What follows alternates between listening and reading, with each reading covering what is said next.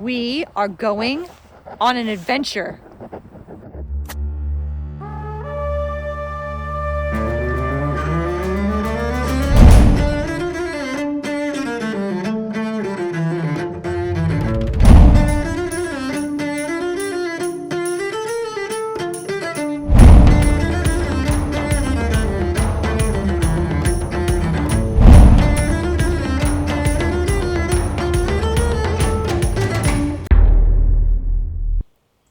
Hi friends, we are in southwest England in Wiltshire, one of my favorite areas in all of England, and we're going to go on an awesome walk up to King Alfred's Tower.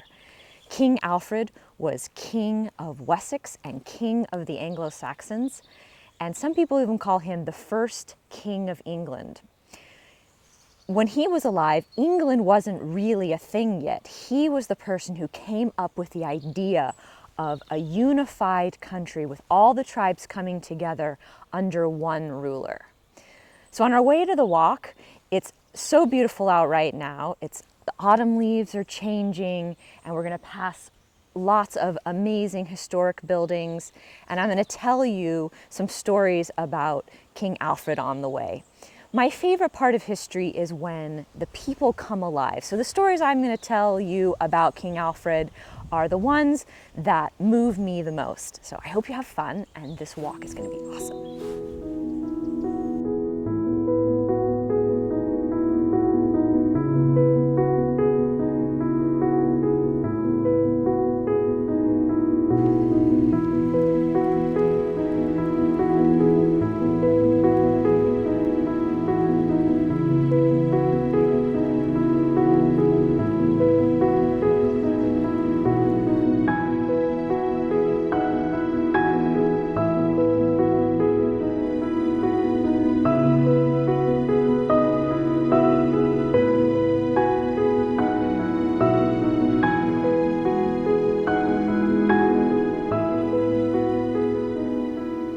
Alfred was the only king of England ever known to be the Great. So he was known as Alfred the Great, and he was given that title much later in the 16th century. When Alfred was growing up, you definitely wouldn't have known that he was going to be known as the Great. He was one of 6 children, and he had to have 4 brothers and his father die before he ever became king.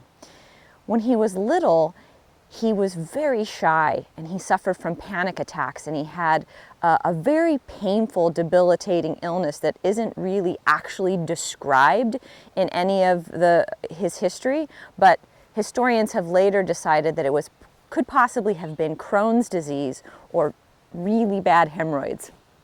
But it really affected him his whole entire life.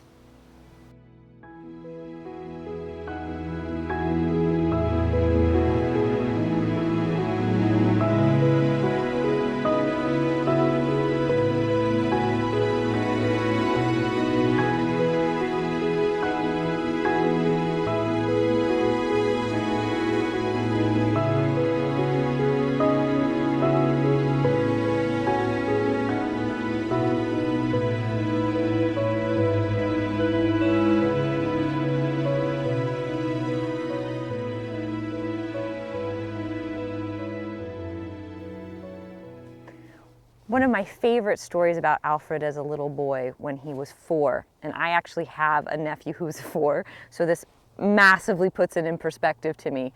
So when Alfred was little, his mother had a book of poetry. And books were extremely rare in the 800s. Most people didn't actually learn how to read because you didn't need to. There weren't that many books around. But his mother had this precious book of poetry, and she put a competition to her kids that whoever could learn the book of poetry first would be given it as a gift. And little Alfred at 4 said, "Really? So if I learn this whole book, I get the book of poetry?" She said, "Yes."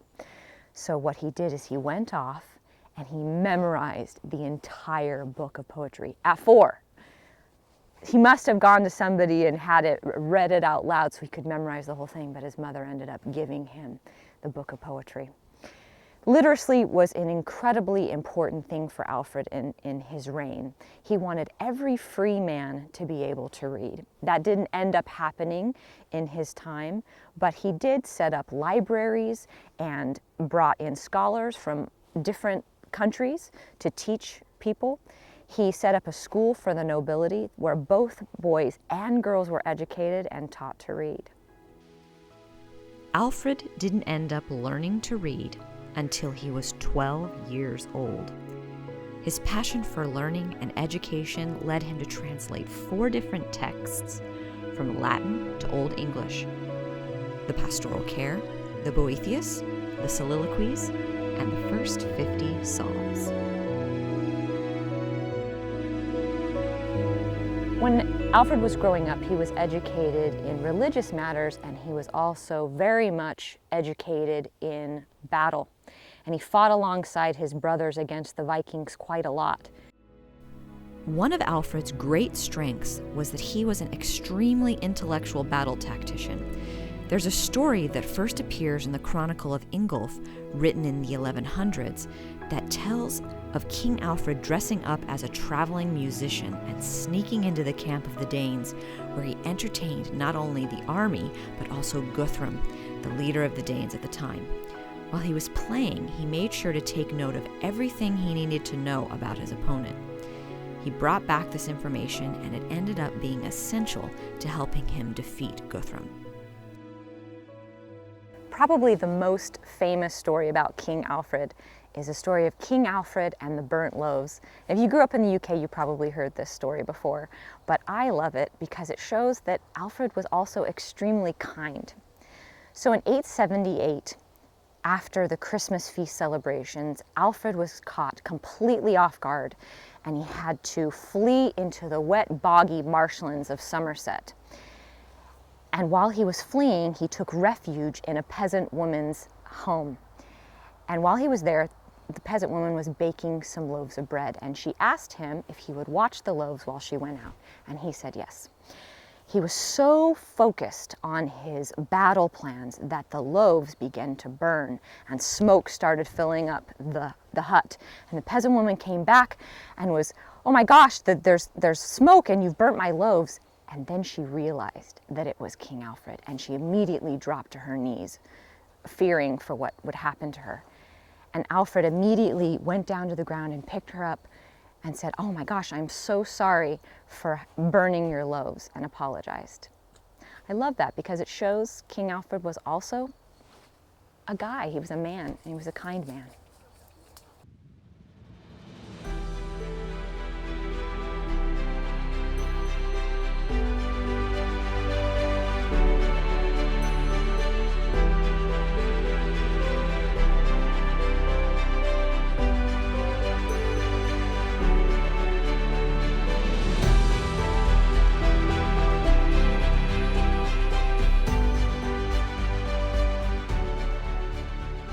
Alfred was brilliant in the way he restructured his army. What he decided to do was build little fortified towns, each one 20 miles from the other, so that his kingdom would never be caught off guard ever again. The other thing he decided was to put out a mandate where anyone who lived in these towns had to serve a specific amount of military duty. This gave him an army of 27,000 men. The other thing he did was he split his army in half, so that while half was on the battlefield, the other half would be working in their fields. This allowed him to always have fresh men and to always have enough food. The last thing, Alfred was able to occasionally defeat the Vikings on land, but he was never able to defeat them on sea. So what he decided to do was build ships that were twice as big as the Viking ships with 60 oars or more.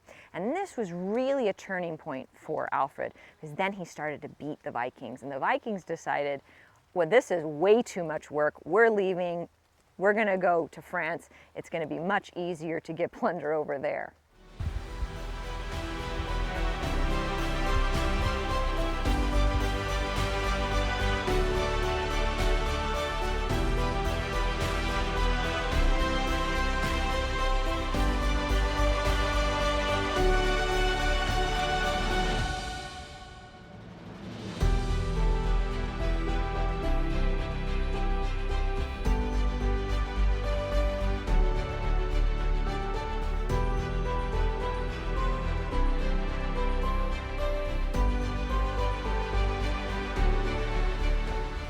we're here.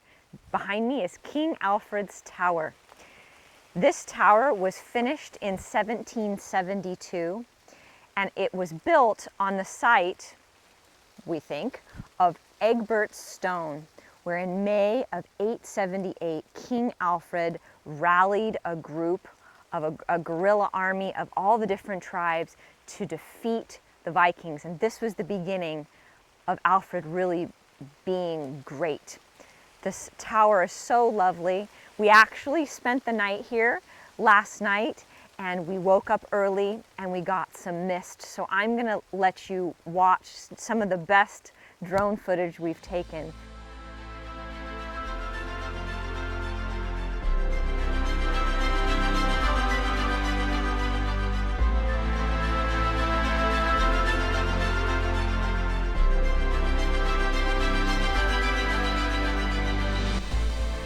King Alfred's Tower began being built in 1769 by a man named Henry Hoare II.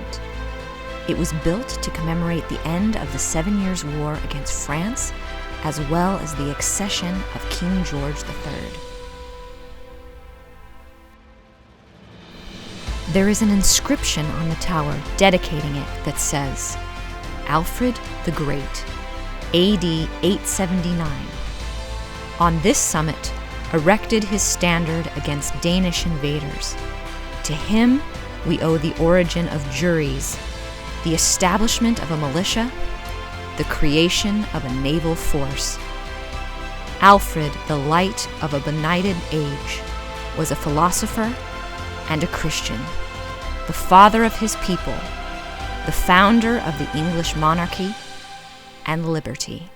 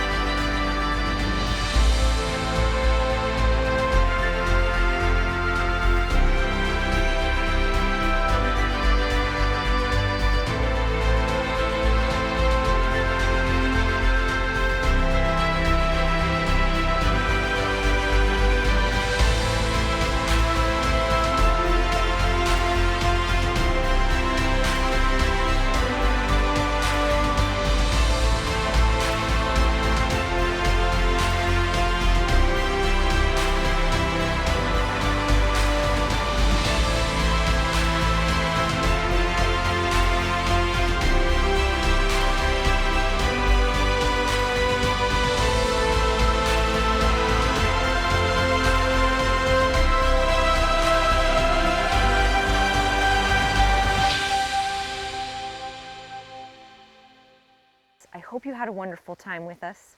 If you did, give us a thumbs up, a like, and a subscribe. And I'm Evelyn Edwards, and this is Queen of the Castles.